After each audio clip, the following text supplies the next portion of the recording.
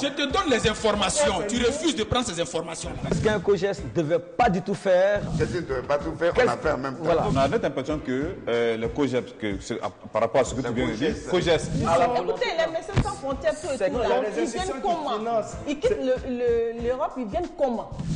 Du CP1 au CM2. Voilà, du CP1 au CM2. Non, au CM2, on donne les livres. Mais du CP1 au CM1, on ne donne pas de livres. Les kits, là, c'est les cahiers qui sont dedans. L'État ou le ministère a démissionné et vous pousse à l'escroquerie. Non. Alors, ouais, comment, avec un numéro comment vert. un COJES doit fonctionner, on allait discuter. Comment en contact? Oui. Parce qu'il y a Mais moi, je dis que les présidents de COJES... Merci. 22 42 54 ou facebook.com/on garde le contact pour poster vos sujets. Et bien après le passage du coordonnateur national de COJES, on aura d'autres responsables ici sur ce plateau, surtout dans la semaine du 17 au 24 prochain, 24 novembre, on aura d'autres responsables. On va s'intéresser à d'autres sujets concernant la vie des Africains, la vie des populations. Surtout, on sera dans le domaine de l'emploi.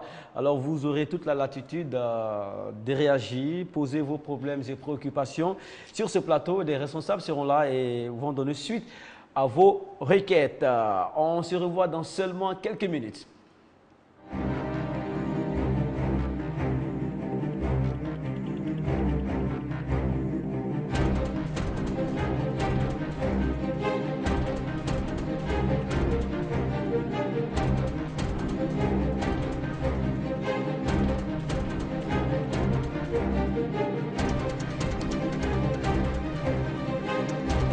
On garde le contact. Cette semaine, récapitulatif octobre 2014. Réagissez au sujet de votre choix. Lundi et mardi. Ebola et ses impacts. Le COJES, son rôle, son fonctionnement, son utilité. Mercredi, regard sur les décès en cascade d'artistes ivoiriens. Réagissez en direct. On garde le contact sur RTI2. Vous avez enfin la parole.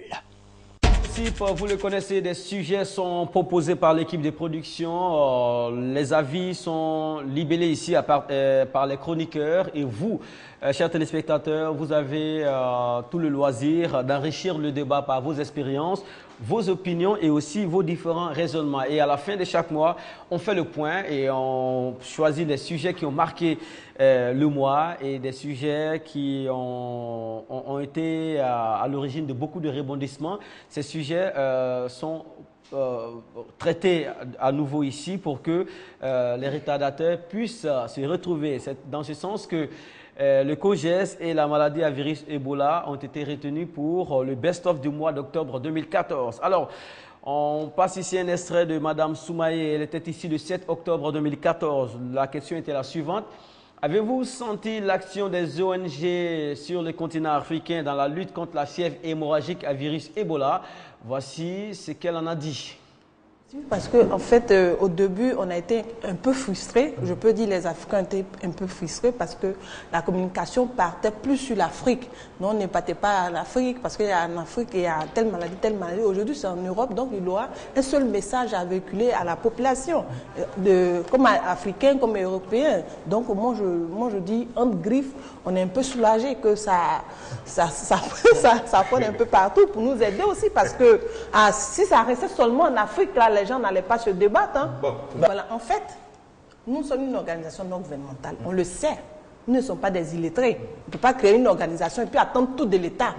C'est nous, normalement, si je suis sur ce plateau, si j'ai fait le déplacement de Yamoussoukro jusqu'à ici, c'est pour pouvoir dire au monde entier que nous sommes là.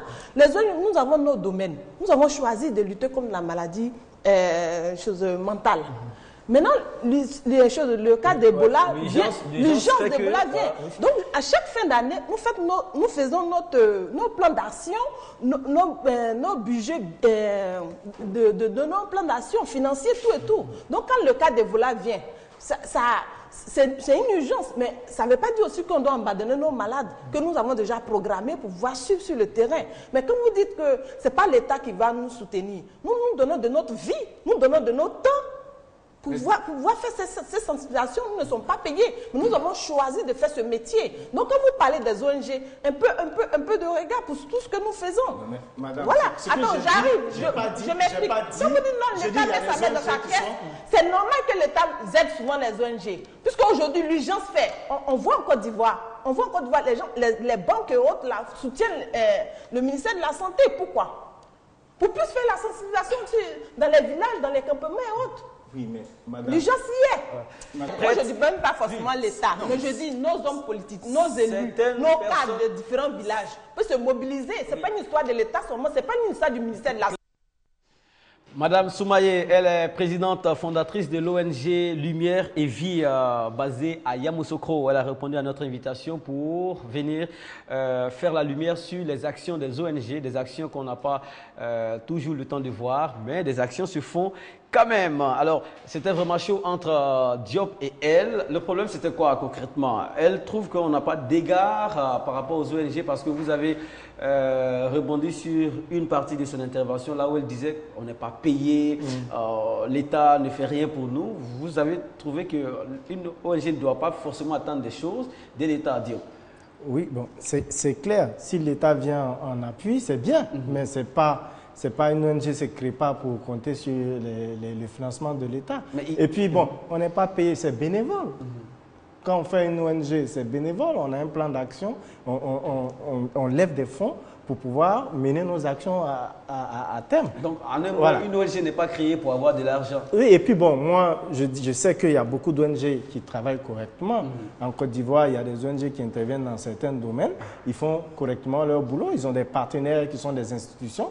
C'est la seule chose qui m'a un peu mis face à Mme Soumaye, c'est qu'elle prenait la défense de toutes les ONG. Mais c'est trop lourd pour ses épaules. Parce qu'on sait concrètement que les ONG localement, ils n'ont pas posé d'actes concrets dans la lutte contre Ebola. On a vu quelques éléments ici, des volontaires que Seydina ne voulait pas tout voir. Oui, bon. C'est parti des institutions. Il faudrait pas que ça soit l'effet de mode. On n'a pas été sérieux pendant longtemps. Et c'est les conséquences aujourd'hui. Ouais, au départ, il y avait des ONG, quand les fonds sont remis, ils sont dans les 4x4. Au lieu de financer les projets, ils se financent eux-mêmes, ils financent leur bien-être. Donc, les conséquences sont là aujourd'hui. Quand on n'a pas de soutien, c'est normal. C'est la réponse à la mauvaise gestion. Très bien. Je suis désolé. Voilà, elle n'est pas là aujourd'hui et on n'a pas senti les ONG. Vous, c'était votre position. Elle trouve que les ONG travaillent, mais il y a un manque d'égard face à ces ONG-là. Essayez de quelque chose à ajouter. Oui, moi, avant d'aller sur Internet. Moi, je trouve que la majorité des ONG en Afrique, souvent, ce n'est même pas pour lutter pour le bien-être social des uns et des autres, c'est pour soutenir les partis politiques, c'est tout. Donc, c'est pour ça que souvent, il y a des problèmes. Et puis, on parle d'effets de mode. C'est vrai, aujourd'hui, beaucoup d'hommes créent des ONG pour s'enrichir. On a vu ici, quand on est rentré dans cette histoire de lutte contre le travail des enfants, on a vu des ONG satellites se créer autour de ça, parce qu'il y a un budget qui est voté pour ça. Alors, il faut que les gens sortent de ça. Il faut que les gens sortent de ça pour se mettre sérieusement au travail. Ouais. C'est là qu'est le problème de l'Afrique aujourd'hui. Il faut qu'on quitte de l'hypocrisie et puis de l'intérêt égoïste et individuel pour entrer dans le collectif. Une fois qu'on entre dans le collectif, je pense que les choses peuvent aller devant. C'est pour cette raison qu'il y a beaucoup d'ONG pour soutenir des partis politiques, des hommes politiques ou des fondations qui fonctionnent et la sécheresse côté maladie ou épidémie. Parce que une ONG, c'est pour le bien-être. En fait, c'est une force de communication. À partir du moment où tu interviens dans une zone, tu deviens comme les porte-parole de cette région-là. Parce que vraiment, il y a l'affinité qui se crée. Et ils sentent que tu t'occupes de leur bien-être. Malheureusement, ils finissent toujours dans la main des politiques. Tu vois, Mohamed, en dehors des ONG, toutes les structures, que ce soit les structures étatiques ou non étatiques en Afrique, doivent pouvoir développer la culture du bien-être de l'Africain. C'est ce qui nous manque. C'est pour ça que même quand on a des gens qui sont des médecins dans des hôpitaux, on a des instituteurs quelque part, on a des secrétaires dans certains endroits, c'est avec mépris qu'ils reçoivent les uns et les autres parce qu'ils n'ont pas la culture de l'amour pour l'Africain. Pas tous. Non, Il faut qu'on puisse développer ça. Si vous voyez que l'Afrique souffre, c'est parce qu'on ne s'aime pas. Pas tous. Si on fait comme ça, ceux qui En fait, font bien leur non, boulot vont se c'est décourager, pas tous. vont baisser les Non, bras. ce n'est Voilà, pas tout. Il y a toujours des gens quand même qui sortent la tête du lot. Très Mais bien. il y a au moins 80-90%. Et ça tombe bien. Voilà. Vous avez touché deux grands chapitres qui seront traités durant ce mois de novembre. On aura affaire au secrétaire dans quelques semaines et par extension, on aura affaire aux ONG aussi, hein, pas seulement dans la lutte contre la fièvre hémorragique à virus Ebola, mais les ONG, leur rôle, leur utilité, leur domaine d'intervention seront traités ici et soyez rassurés, hein, vous aurez tout ce que vous voulez savoir sur les ONG et aussi vous pourrez nous dire ce que vous savez sur les ONG et même ce qui se cache dans les activités des ONG. Nous partons sur la toile tout en vous rappelant que vous pouvez nous appeler au 22 42 54. Vous avez le choix entre deux sujets, la lutte contre la fièvre hémorragique à virus Ebola et aussi l'autre côté. L'autre sujet concerne le COGES en milieu scolaire. On se revoit tout à l'heure juste après ce qui va suivre.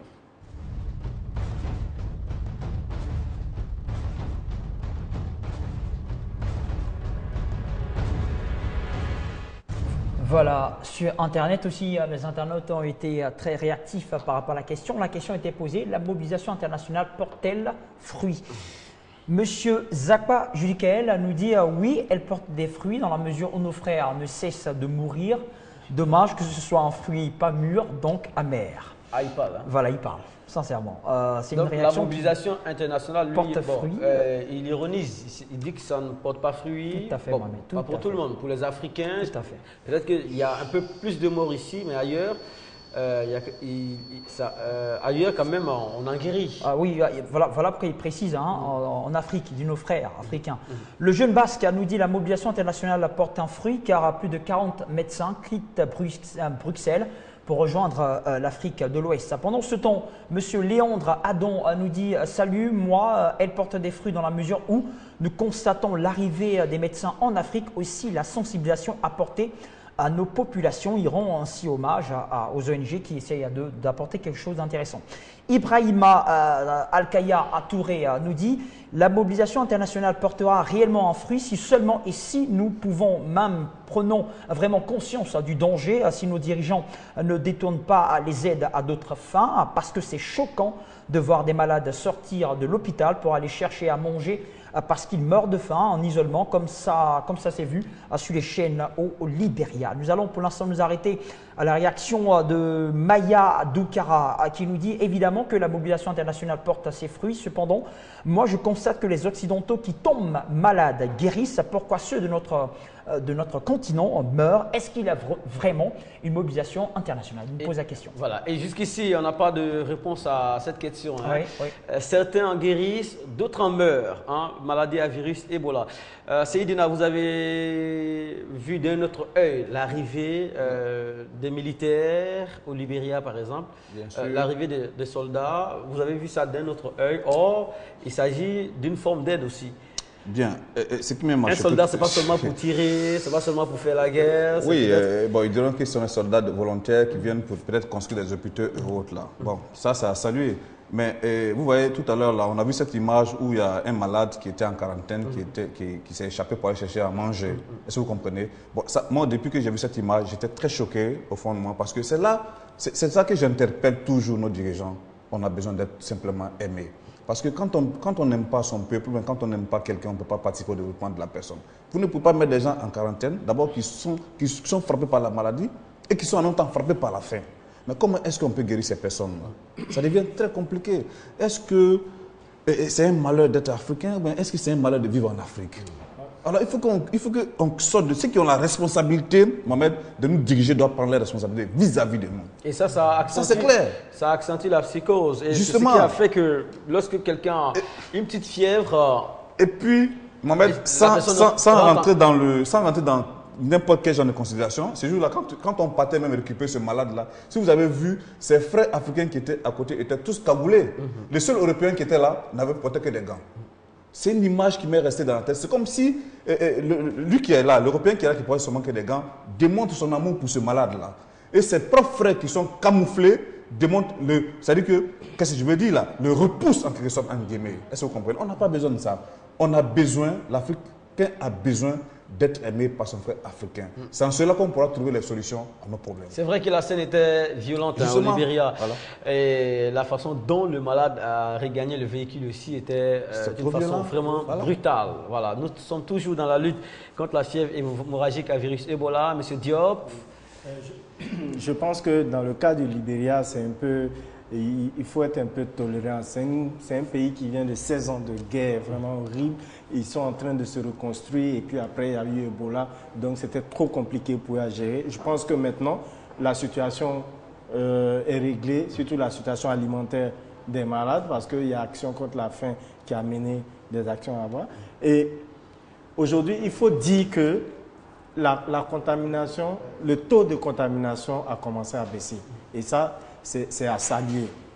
C'est-à-dire qu'au Libéria, aujourd'hui, ils sont en train de réussir à circonscrire le mal. Très bien. 22 42 54, nous partons à Tekoubé retrouver M.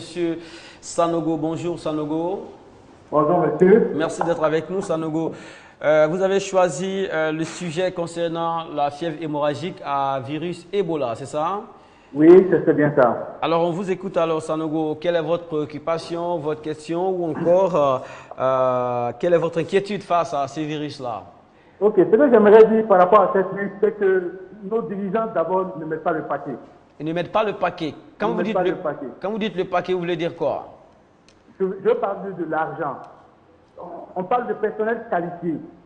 Je sais par exemple que l'université de Conakry forme plus de médecins que l'université d'Abidjan. Justement, ces médecins ne sont pas recrutés. Ils sont obligés, je ne sais pas pourquoi on est obligé de faire appel à des médecins cubains, des médecins kenyans, laisser les médecins guinéens sur place. Je ne sais pas pourquoi. Alors, mettre les dispositions, c'est-à-dire l'argent et le matériel à la disposition de ces pays, et vous allez voir que le virus, on va pouvoir mieux lutter contre le virus. Vous dites que l'université de Conakry forme plus de médecins que l'université d'Abidjan. Est-ce que ces médecins, une fois formés, restent sur le territoire guinéen? Est-ce que ce n'est pas là un problème? Oui, je peux vous dire que la majorité de ces médecins que je fréquente, ces médecins restent. Par faute, souvent peut-être de moyens financiers, ces médecins s'expatrient. Mais ces médecins sont sur place. Ils ne sont pas recrutés. D'accord. Ils sont d'abord sur place. Ensuite, ils se rendent compte qu'on ne leur fait pas confiance. On ne leur donne pas les moyens nécessaires. Ils quittent le pays, c'est ça? Vous dites? D'abord, lorsqu'ils sont formés, ils sont sur place en Guinée. Je n'entends pas très bien. D'accord, un problème de retour. Bon, on a saisi l'essentiel avec vous. Hein. Il faut faire confiance aux cerveaux africains. 22 42 54. S'il y a d'autres réactions, vous pouvez toujours ouvrir le canal pour que ces personnes s'expriment sur ce plateau. Ça, c'est un problème qui a déjà été soulevé par l'ex-président français Nicolas Sarkozy. Il disait qu'il y a plus de médecins béninois en France qu'au Bénin, par exemple. Ce jour-là, il n'a pas été bien compris, mais là, on commence à se rendre compte que si toutes nos compétences ne sont pas réunies, il sera difficile de venir à bout des épidémies du genre Ebola. Oui, la fuite des cerveaux ressort ici. Souvent, pour la fuite des cerveaux, moi je dis vraiment il ne faudrait pas que les frontières existent, même dans le monde de l'emploi. Il faudrait que l'Afrique, en tant que bloc, soit un marché pour tous les jeunes Africains. Tu peux être guinéen et travailler ici au CHU de Treichville, tu peux être sud-africain et travailler ici. Il faudrait qu'on ouvre plus. Et c'est parce qu'on n'est pas encore unis qu'on a ce problème-là. Regardez au Maghreb, par exemple, où la médecine est vraiment développée. Aujourd'hui, il y a Ebola en Afrique de l'Ouest. Il y a un mot à dire sur la solidarité de l'Afrique du Nord. On n'a pas senti du tout l'Afrique du Nord. Oh, leur médecine est réputée percutante. Hein. On revient tout à l'heure. Nous allons à Diaké retrouver Madame Quadio. Madame, bonjour. Bonjour. Voilà, vous serez là. Bonjour Madame, vous êtes en direct sur RTI2. Vous choisissez lequel des sujets, Madame? Eh bien, c'est juste pour dire que l'affaire de Ebola est une réalité. Et que c'est vrai que on n'a pas assez de moyens, c'est vrai, mais la précaution est telle que nous devons prendre beaucoup de précautions pour pouvoir être ce que nous voyons, que ça n'entre pas dans notre pays, si beau pays d'ailleurs, et que les Ivoiriens ne disent pas que ça n'existe pas. Et tout ce que le ministère de la Santé et le ministère des Offres et le ministère de l'Intérieur demandent à ce que par rapport à l'intervention du gouvernement de ne pas manger surtout la viande de brousse et autres, il faudrait que nous respections cela. Parce qu'il y en a qui ne le font pas. Et puis c'est vrai que quand nos frères sont malades, c'est vrai que nous ne restons pas. Mais je pense que l'Ivoirien sur l'Africain est lent, mais il va le faire. Ouais, finit par comprendre. Alors, allô? C'est vrai qu'on est lent parfois, mais on finit par comprendre. Non, ça veut dire que quand on pense que, tant que ça ne nous a pas prouvé, là, on pense que ça ne va pas nous arriver. Très bien. Mais il faudrait que nous sachions que si ça arrive à l'autre, ça peut nous arriver. Mais on va se réveiller, je pense. L'Ivoirien va se réveiller. Ils se sont déjà réveillés, on va se réveiller. Voilà. Mais que le ministère de la Santé qui a dit qu'ils vont déposer des gels dans les écoles, qu'ils le fassent parce que ça est dans comment on appelle, les fournitures de nos élèves. Il y a des choses qui sont gratuites qui déposent cela. Parce que quand tu regardes dans la liste des codes des élèves aujourd'hui, on nous demande de payer des gels. Mais les gels, on peut nous donner dans les écoles quand même. Et puis à la maison, nous autres, on va faire le reste. Très bien, merci beaucoup. Merci de respecter les mesures préventives. Patrick, on va transiter par vous. Et bien avant de lancer l'élément concernant le COGES, où est-ce que vous... Oui, COGES. Vous ne voulez pas qu'on lance d'abord l'élément? On va lancer d'abord et vous allez voir une réaction qui va vous étaler tout à l'heure. D'accord. À titre d'information, l'équipe de production dont Garde le Contact fera don tout à l'heure d'un kit anti-Ebola à une école des Yenoula parce que la demande a été faite en direct par M. Souloué qui est enseignant. Dans une école des Yenoula, une ancienne prison transformée en école. L'effort est à saluer et j'espère que ce geste-là de Seydina Dior pour aider toute l'équipe sera apprécié. On change de chapitre, on va s'intéresser au COGES, comité de gestion des établissements scolaires. Monsieur Kwadio Kwame David était avec nous, il est le coordinateur national. Il a été saisi par les chroniqueurs. Vraiment, il s'est défendu et bien défendu. Je suis régi par trois textes. Il y a le premier, le décret 488 de 12 juin 2012 et les deux textes subséquents, les deux arrêtés, l'arrêté portant donc 164 et puis l'arrêté 165. Les deux arrêtés, l'autre organise le fonctionnement donc des COGES et l'autre organise le mérite et les récompenses et la répression. Alors, donc voilà les trois textes pour actualiser l'information. Très bien. Il faut que lorsque nous sommes en train donc de poser les problèmes, je souhaite que le temps je soit donné pour que on vous dise comment un COGES normal fonctionne. Mais je vous donne quelques étapes. Très bien. Demain, on saura, hein, M. Kwame, comment est-ce qu'un COGES normal fonctionne. Et au 22 42 54, on aura les parents d'élèves, on aura les élèves et ici, on aura les téléspectateurs. Patrick, oui. Vous avez une réaction pour cela et on va boucler aujourd'hui. D'accord. Pour prendre rendez-vous demain. D'accord. Il s'appelle Niali Zagolé. Elle nous dit « Je m'étonne du silence du COGES quand les chefs d'établissement prennent un cruel plaisir à couper ou faire couper les cheveux de nos filles, les obligeant à ressembler aux garçons. Et paradoxe, on demande aux filles d'aller obligatoirement à l'école et en même temps, on les oblige à couper leurs cheveux. Aucun texte officiel ne l'autorise, même s'il y avait un. Qui le justifierait? En France, les filles ont de longs cheveux avec de très bons résultats, à 70 à 80%. Chez nous, on humilie les filles pour seulement à 40%. On trouve que c'est bon. Où est le droit de l'homme? Voilà un peu la réaction. Très bien. Ça pourrait constituer un sujet parce que les réactions, les avis ne vont pas forcément converger. Hein, Demain, on aura réponse à tout cela. Merci à Patrick, merci à Diop, merci à Seydina. On donne rendez-vous aussi aux téléspectateurs du côté du Pink Club pour un enregistrement de Musique Actu le mercredi 5 prochain. Musique Actu, c'est chic, c'est choc, RTI 2 vous invite aux prochains enregistrements de votre programme préféré musical, Musique Actu. Ce mercredi 5 novembre 2014 à partir de 15h. Au Pink Club de Marcory avec la crème de la musique ivoirienne. Mise en place 13h. Entrée gratuite sur présentation de carton d'invitation à retirer à la RTI Cocody et au Pink Club Marcory. Tenue correcte exigée. Musique Actu, le meilleur de la musique. Mercredi 5, à partir de 13h, tout le monde sur place pour un autre numéro de Musique Actu. On a été très heureux de vous présenter ce numéro. Fatou Coulibaly l'a réalisé. On salue tous ceux qui ont assuré les images. Hein, le président Coulibaly Mamadou, Francky aussi, le chef du village. Alors, j'ai beaucoup de chefs avec moi ici aujourd'hui. Hein. M. Fousseni Maïga. On n'oublie pas M. Yao qui a assuré la fluidité sur ce plateau. L'autre côté, Soya a fait le son. Coulibaly Koutendio était au magnéto. On salue notre colonie des stagiaires. Hein. Elles sont très bonnes pour le service. Et on a rendez-vous demain 13h15 en temps universel. Il faut espérer, garder espoir. L'Afrique pourra avancer et vous allez être des êtres humains équilibrés. À demain.